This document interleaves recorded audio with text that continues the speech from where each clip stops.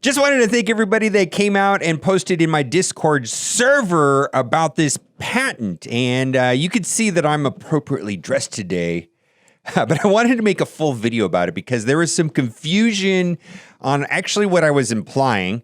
And then there was a direct response from EA Carey. Thank you very much. And we're going to read that because it does help the situation. And then there was also a second patent in relation to matchmaking. And before we get into any of this, I just want to say there are patents on file by EA, and there's two of them that we're going to look at in this video today. They may or may not be in this game. And the main problem I have with these patents, especially with this one right here, is that it is supposed to be undetectable. And I can see this patent right here actually having a positive way of influencing games and being a good thing.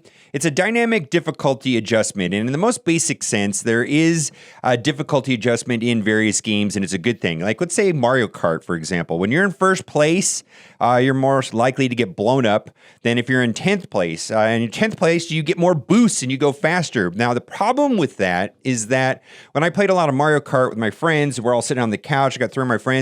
When it came to the last round, I didn't want to be in first place. I tried to position myself in second or third so that I could swoop in at the last minute and get first place because I knew the first place person was just going to get blown up.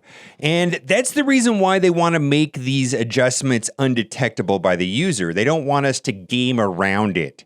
Now, the problem I have with this patent is that it's an AI learning algorithm, which it's self-learning, it's complicated, they want to patent, but it can also be tuned towards drop rates, and it can also be tuned to adjust those drop rates, not to optimize engagement, but to optimize spending. And so the debate from yesterday was, do they do that in Galaxy of Heroes? And the answer is I don't know, and the developers say no. And we're going to talk about that in the video, but the idea is that the drop rates for, like, say, Carbontes are 33%. And I know that you can go and track this data all day long, and the drop rates will always be 33%. And it's just a flat, that's what everybody sees and whatever it is. What I'm suggesting is that when you get close to 50, like when you have 49 out of 50, the odds get drastically pushed down.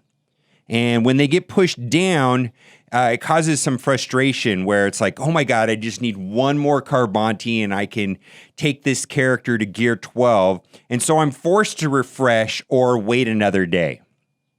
And then what I'm also suggesting is to keep the drop rates at 33%.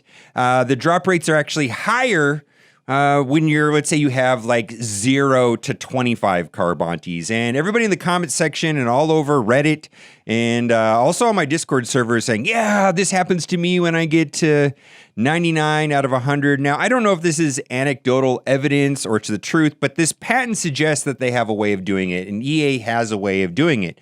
And so I wanted to read EA Carey's post because she actually kind of confirms that this process exists in other games, and she says that it doesn't exist in Galaxy of Heroes. And then, because of all the feedback that I got inside of my Discord server, there's actually another patent. Now, I was aware of this other patent, but I really didn't understand how it meant to Galaxy of Heroes. And like I said, this is all like tinfoil stuff. So I've got my... What do you think? Tinfoil hat? All right. I try to be reasonable about this stuff, but first things first, EA Carey responded to this idea that the drop rates are dynamic. It says, I've never seen that patent before, so I can't speak to it, but let me clarify. We do no difficulty tuning or targeted offers at all. All drops are a fixed rate. Now, the data that I've seen in the game suggests that the drop rates are fixed. But it's this anecdotal evidence and feeling that I have is that the odds are variable. And I'll give you another example. The other example would be like when you're opening marquee packs, and it seems like I've seen these screenshots of people pulling 330 shards, the most random, the most rare drop when they're almost done getting the character to to 7 stars. Like when they're only 20 shards away, they get awarded the 330, and then that all goes to the shard shop. And it just makes me wonder if that's intentional or there's some odd manipulation happening. Now, this is kind of interesting. We've talked about a Monte Carlo system, which actually increases your odds if you don't get drops after a few rolls, but it isn't the game because we don't have the tech. The only targeting we do is some lifestyle packs, which get offered to players as they're leveling up. And they can be bought once, and they get offered to all players. There were some more comments, and then this is the one that kind of made me go, and then that's why I'm wearing my tinfoil hat right now. The fact that I gave myself an out should be proof positive that I'm telling the truth. If I were lying, why bother with the caveat? I gave myself an out because I have a lot of bosses, and this is something we have been asked for regularly. So she's saying that EA has asked her regularly to put this in the game? Many free-to-play mobile games do it. I can't speak to which ones. It's just considered an industry standard, and the team does not want to do it. As I said in another post, because we've talked about changing drop rates in players' favor, Monte Carlo system, that would be a dynamic pricing change, so there's always a chance we will use it in a positive way. If we ever make this change, we'll announce it in advance so people know. So I have 2 problems with this.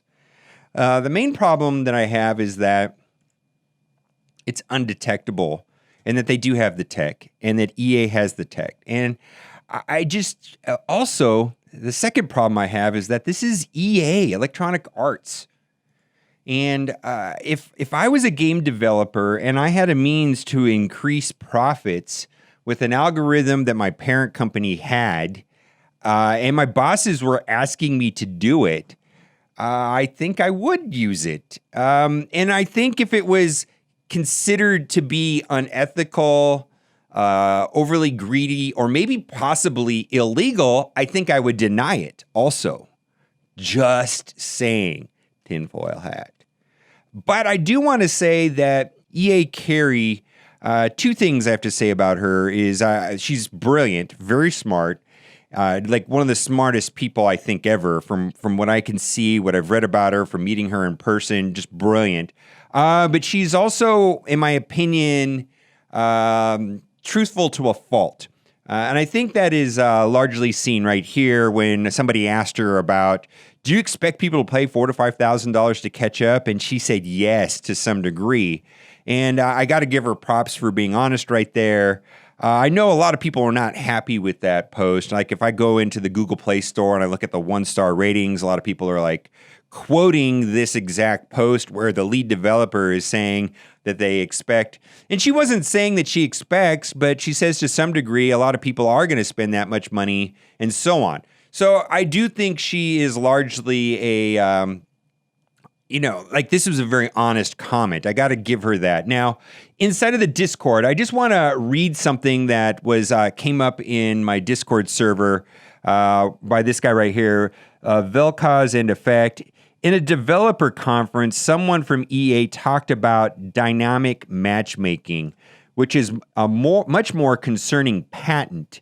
They talked about how in multiplayer games, you could pair a low spender against a high spender who recently bought an advantage in the game. The high spender is calculated to win. Then the low spender purchases an upgrade. Then they are matched with someone without that, so they would win to reinforce that spending was a good decision.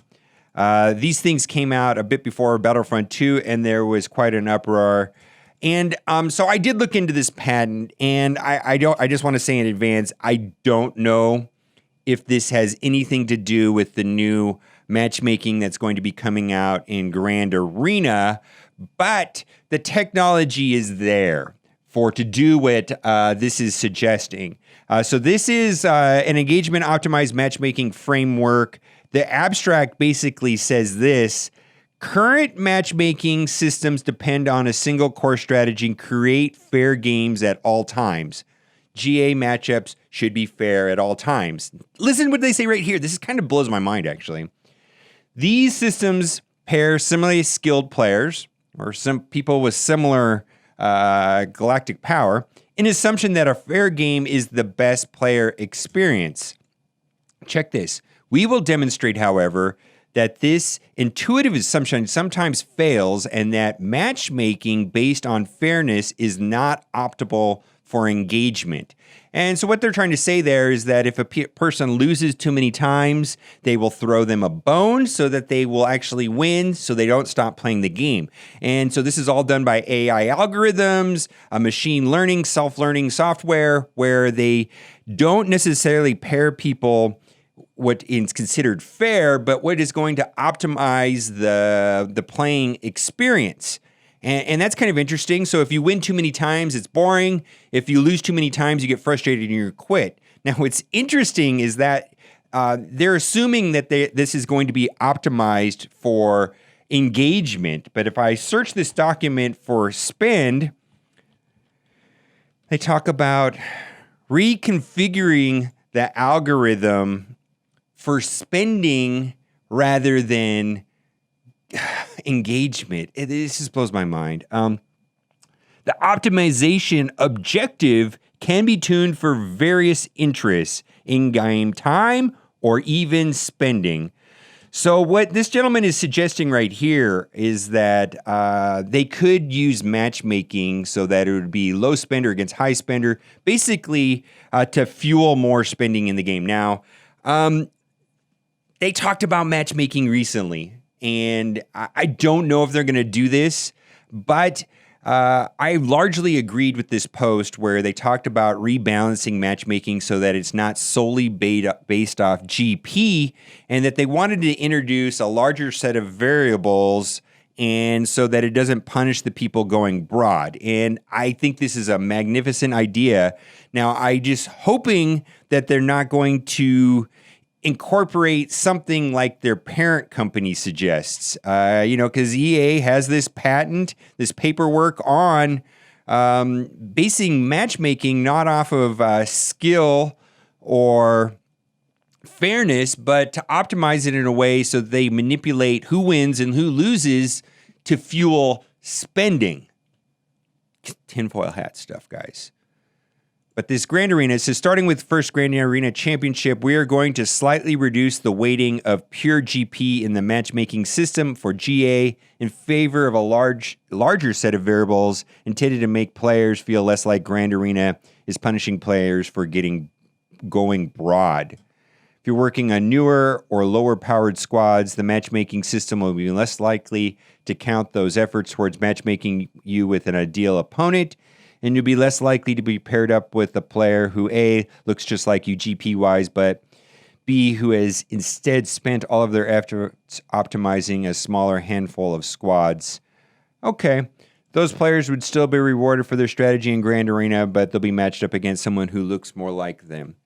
I just worry that this post basically says that matchmaking now is not going to be based off of GP. And so it gives them an opportunity to pair us against people with a much higher or much lower GP, because now this is no longer a thing. And why or how? Now, they've stated the intentions right here that it's to be more towards fairness. But what if, in fact, it's the algorithm trying to get us to spend more money? Tinfoil hat, guys. Don't know what to say. All right, you're welcome to tag me on the Discord server if you, my Discord server, if you have any thoughts about this. I'm highly interested in this. Not that I think it matters or we're going to know anything or be any smarter or the wiser. It's just interesting to me that the parent company of CG has these patents on these ideas, and I just really wonder if they're being implemented in the game. From what the developer EA Carey is saying, that the dynamic difficulty adjustment patent is not being used in the game, although a lot of people suspect it is. And then I'm also curious about this matchmaking, whether or not that's going to be implemented going forward with the new Grand Arena Championship. All right, guys, thanks for watching and keep on gaming.